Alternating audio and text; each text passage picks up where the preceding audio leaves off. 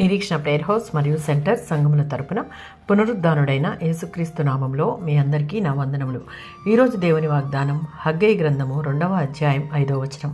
నా ఆత్మ మీ మధ్య ఉన్నది గనుక భయపడకుడి, నా ఆత్మ మీ మధ్య ఉన్నది అనే మాట ద్వారా ఐగుప్తు నుండి తప్పించుకునేలా ప్రజలను బలపరిచిన పరిశుద్ధాత్మ శక్తి ఎప్పుడు ఎలాంటి పరిస్థితుల్లో కూడా సహాయం చేయడానికి చురుకుగా వారి మధ్యనే ఉందనేటటువంటి వాగ్దానం లభిస్తుంది. దేవుని ఆత్మ మనతో ఉంటే భయపడవలసినది ఏమీ లేదు. 51వ సంకీర్తన 11వ చరణం.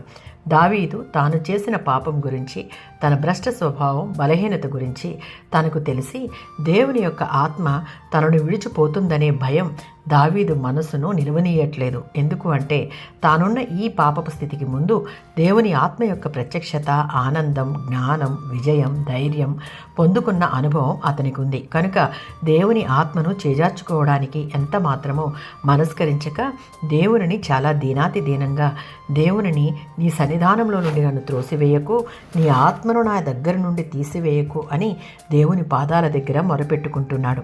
యోహాను సువార్త 14వ అధ్యాయం 16-17 వచనాలలో ఈ ఆత్మ నూతన నిబంధన విశ్వాసులకు కూడా అందుబాటులోనే ఉంది.